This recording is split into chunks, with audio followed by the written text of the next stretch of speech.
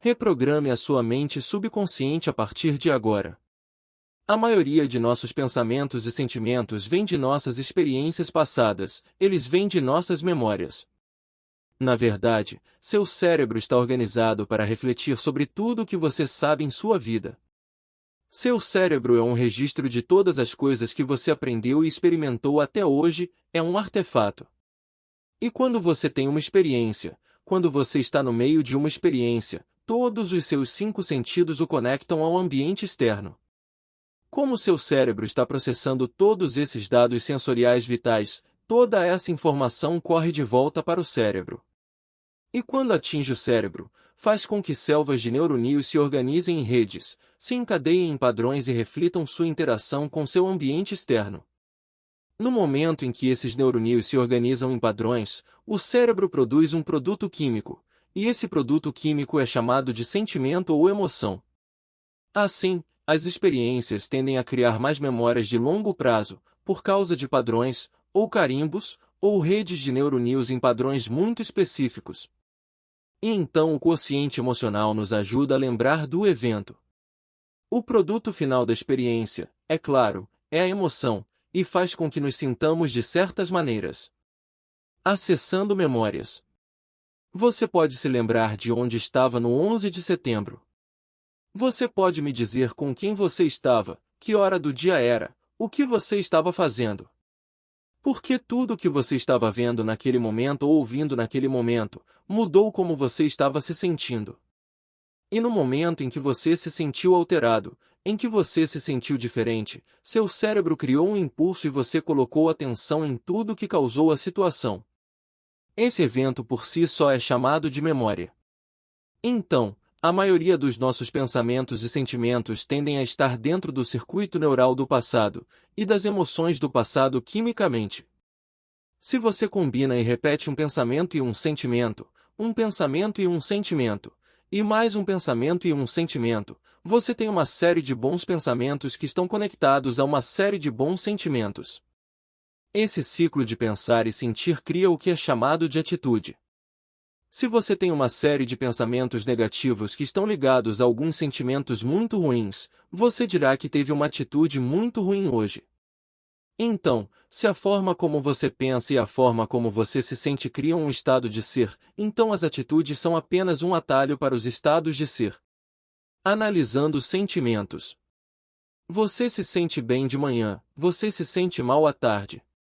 Se você tomar uma atitude aqui, uma atitude ali, outra atitude lá, e começar a unir atitudes, e passar a ter um padrão de repetição de combinar uma atitude, com outra atitude e mais outra atitude, você começa a formar algo que é chamado de crença. Agora, uma crença é apenas um pensamento. Você continua pensando repetidamente até conectá-la com força em seu cérebro. As crenças são baseadas em experiências passadas, então os próprios limites de nossas crenças estão conectados à forma como nos sentimos.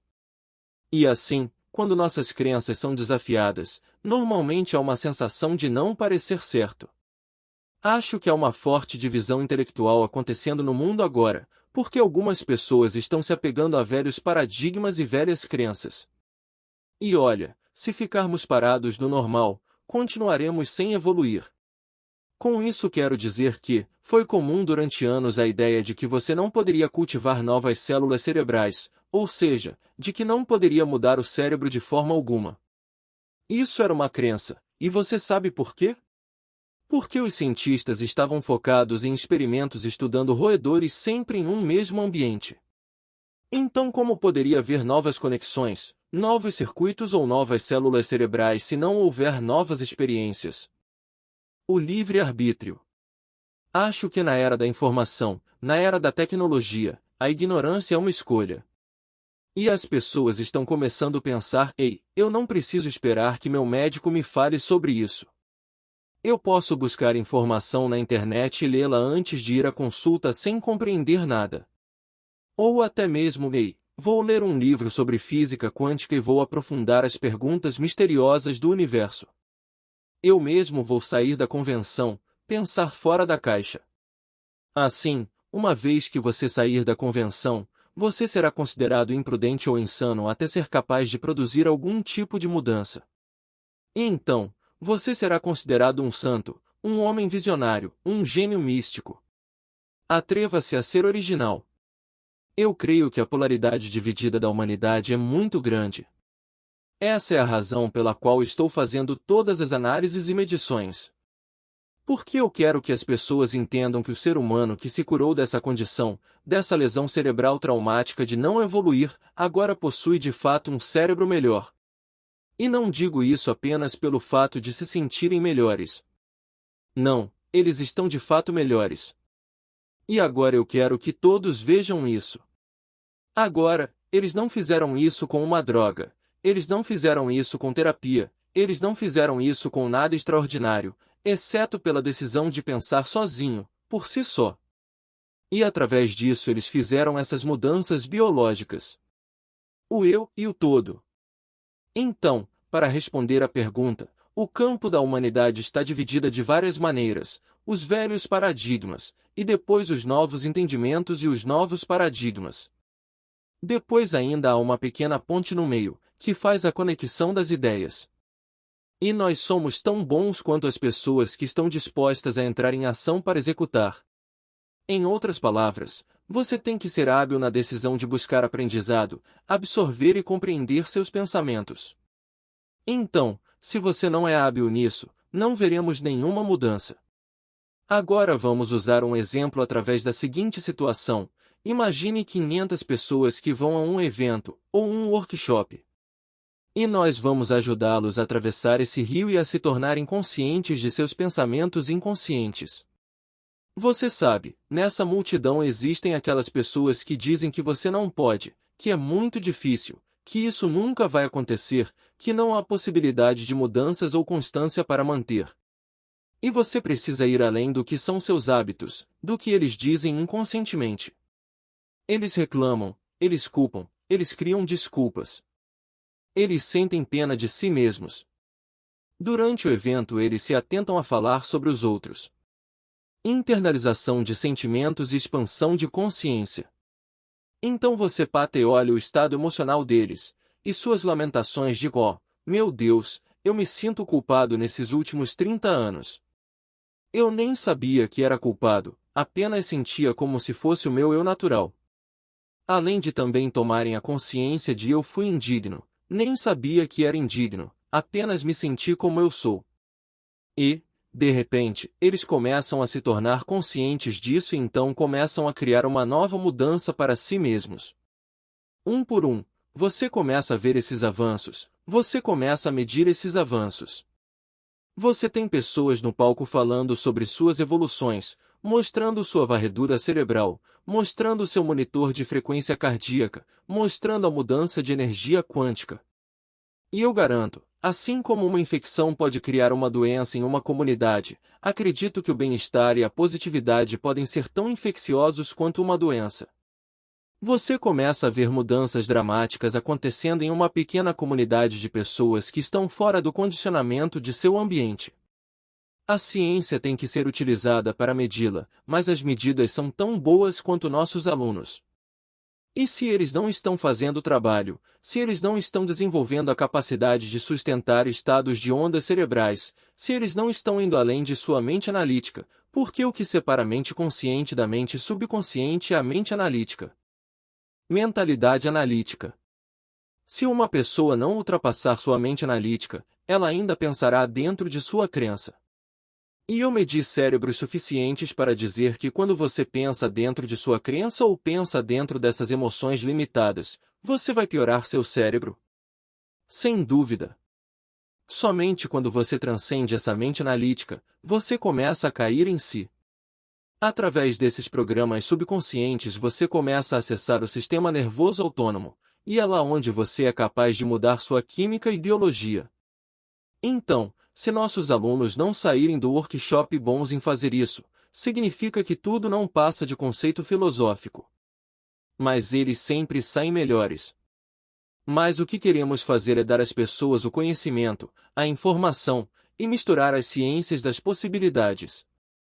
Busque informações. Dr. Joe Dispenza, em português.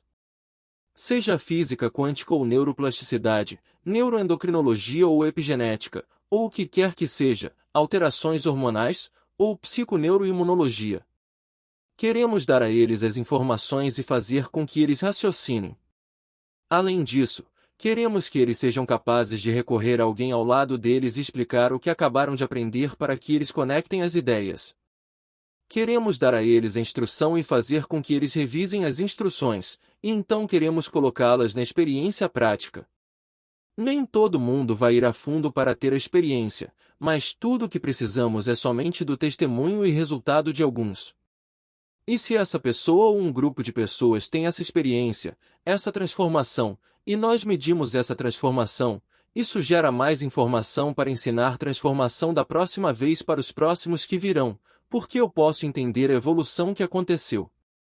Portanto, nosso trabalho é tão bom quanto a capacidade de nossos alunos de regular e mudar esses estados.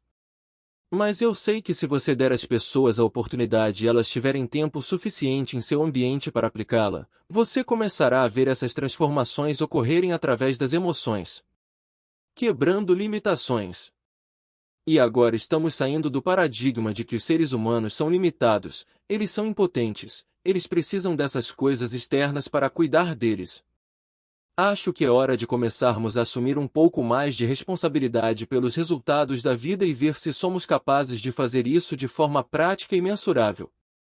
Uma atitude, somada a outra atitude e mais uma atitude são princípios da realização do ser.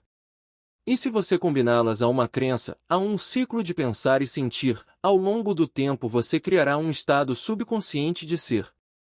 Então, todas as crenças são estados subconscientes do ser. As crenças humanas.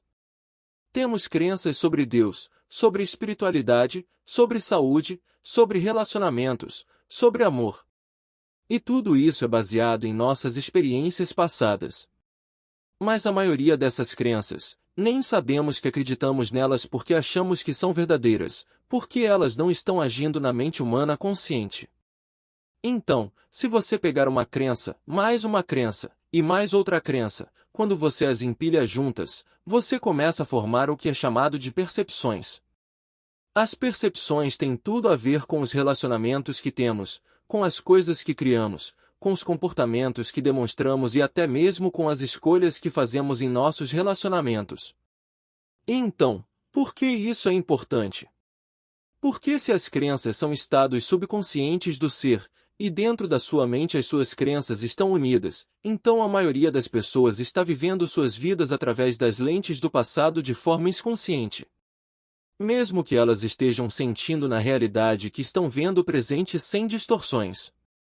Elas estão preenchendo a partir de suas memórias passadas. Sabemos que isso é verdade porque já fizeram um experimento incrível em que pegaram um grupo de pessoas e os fizeram usar essas lentes, e as lentes foram divididas ao meio em duas cores. O experimento final. Dr. Joe Dispenza. E eles olharam para um lado, eles viram uma cor, e eles olharam para o outro lado, eles viram outra cor. Os cientistas disseram a eles, ok, usem esses óculos todos os dias por 2 semanas. Leve seus filhos para a escola, use todas as atividades em que você faz no trabalho, vá às compras, malhe, viva normal a sua vida usando essas lentes. No final de 2 semanas, eles trouxeram essas pessoas de volta para o laboratório e disseram, olhe para a esquerda. Que cor você vê? Eles disseram que não viam cor alguma, usando os mesmos óculos. Em seguida, perguntaram mais uma vez, agora olhe para a direita. Que cor você vê? E eles responderam que também não viam uma cor. Agora, para pontuar algumas coisas. Número 1. Os olhos não veem. O cérebro vê, mas mais enfaticamente importante é que essas pessoas estavam preenchendo sua realidade externa com base em sua memória em seu cérebro. Se eles fossem realmente vistos, eles estariam vendo essas cores, certo? Então, em nossas percepções, então estamos sobrepondo nosso futuro ou sobrepondo o momento presente com nossa memória do passado. E então isso começa a diminuir a possibilidade, e começa a fechar o caminho de que podemos começar a navegar e fazer nossas vidas funcionarem na direção para criar as emoções corretas e manifestar tudo o que desejamos. Conclusão. Na visão do Dr. Joe Dispenza, em português, a cura e o adoecimento de cada ser humano está dentro dele. Quando se busca o conhecimento e a prática, é quando há libertação. Portanto, antes de utilizarmos os preceitos da lei da atração, primeiro devemos tomar autorresponsabilidade. E além disso, compreender que tudo o que precisamos pode ser acessado somente com a força da nossa mente criativa. Padrões positivos postos em repetições criam de fato uma nova realidade, e permitem a cada humano atrair através da ação. Asterisco texto original da fala de Dr. Joe Dispenza em português.